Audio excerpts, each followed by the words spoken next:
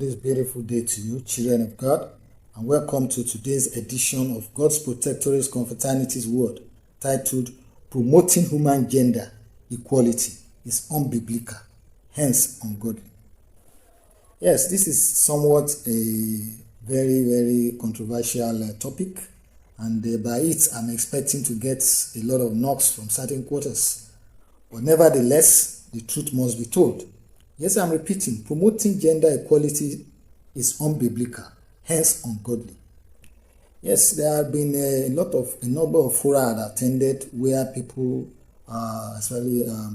people talk about gender equality as one of the basic necessities, basic essentials for continuity and for good association between the two different sexes. Well, I've always been of the opinion that we shouldn't be talking about gender equality. We should be talking about gender equity.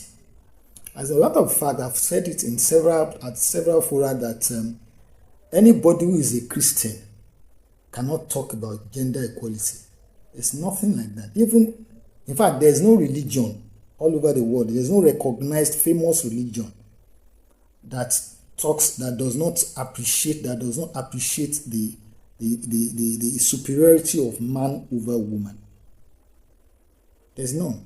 So anybody who is a Christian, a Muslim, or even a pagan cannot rightfully talk about gender equality when it has to do with human beings, that is male and female, man and woman. Because that person will be going against the tenets of his or her religion. That is the basic thing. So when people talk about gender equality, I laugh. What they should be talking about better is gender equity.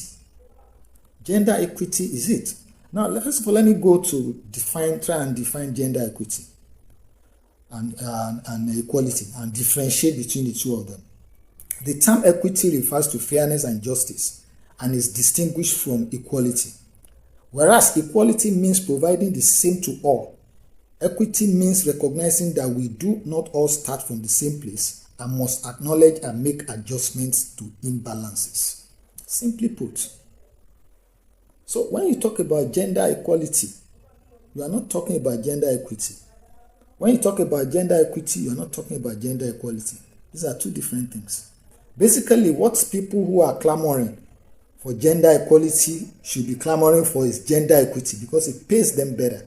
It pays the women folk better to operate by gender equity than by gender equality.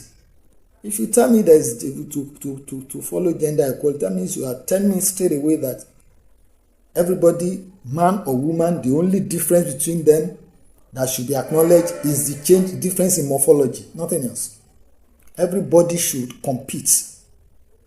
Nobody should be given preferential treatment. That's the basic meaning of gender equality. When you talk of gender equality, but when you talk of gender equity, you know by gender equality, you appreciate and realize that the woman is the weaker sex who needs help. It's so simple and so easy. So gender equality makes men consciously allow or enable good and eligible women to occupy positions of authority. Yeah? The recent change of baton in the Lagos State House of Assembly readily comes to mind here. Gender equity also makes men to favorably consider women as the weaker sex and hence always be ready to provide for their well-being and bail them out of tough times. That's it. So for instance, you cannot tell me that by gender equality, I should maybe give help to a woman. I should consider a woman as a weaker sex. But by gender equity, I can consider a woman as a weaker sex. I can offer help to a woman. Point. God intentionally created a woman out of the rib of a man to show the headship of the man. He knew what it could turn out to be later on in the course of evolution. Anything could happen. So God instituted that. If he wanted everybody to be independent, man and woman, he could jolly well have created two gardens. Say, oh yeah, you go to that garden, that's your own territory. You go to that, that's your own territory. But he didn't do that. Then he took the woman out of the rib of the man to show the man and to show the man is superior to the woman. Now, to cap it up, we need to talk about certain parts of the Bible. Of course, we have to cap it up with that. There are a lot of areas of the Bible that talk about the superiority of a man over a woman, but I won't want to waste too much time on that. Let's go to 1 Corinthians 11:3, which says, "But I want you to realize that the head of every man is Christ, and the head of the woman is man, and the head of Christ is God." Now, let's go to verse 7. I want to bring out something from the long statement there. "A man ought not to cover his head, since he is the image and glory of God, but woman is the glory of man. For man did not come from woman, but woman from man. Neither was man created for woman, but woman for man. It is for this reason that a woman ought to have authority over her own head, because of the angels. Nevertheless, in the Lord, woman is not independent of man, nor is man independent of woman. For as woman came from man, so also man is born of woman. But everything comes from God." You see from here that the importance of the woman is not underemphasized. The woman is very important even in the life, in the well-being of the man.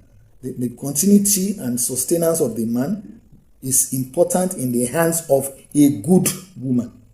So there's no doubt about that. Women are also very, very important. And of course, we know all over the world now, women are taking control of positions of power.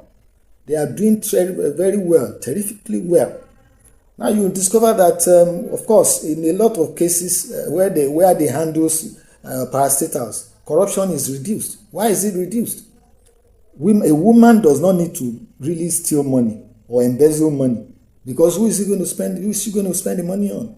But men most times embezzle, steal because of women, not even because of their children. A lot of times they steal because of women. So that's just the thing. A lot of cases, men steal because of women. It's very easy. An example is when armed robbers, when they operate, the first places that security agencies go to track them is at the brothels, where they go to meet their girlfriends. Basically, the first thing that propels them into wanting to commit crime is because one girl is somewhere he or she wants to go and share the loot with. He or she wants to go and spend money on. He wants to have for himself with the use of his money. So, but for women, it doesn't happen. So all over the world now, women are taking up positions of responsibility, and they are doing very well. And in most of the places where they exist, where they operate, corruption is seen as being brought down to minimum. It's being abated. So women are very important. Not that we're saying that women are not important. In rulership, they're important. In the home, they are important. In every sphere of life, they are important. But that does not bring them to be superior over man. The man is the superior over the woman. The woman remains a subordinate to a man from now till eternity. So shall it be. And that's how it has been. That is how it is, and that is how it shall be forever and forever. Amen. So that is just it. So people should talk about gender equity in a lot of places. A lot of problems will be solved, rather than talk about gender equality that will be causing rifts between the different sexes. Yeah, I remain your host, your regular host, Ojomo Olusegun Adebambo. Bye now. God bless us all.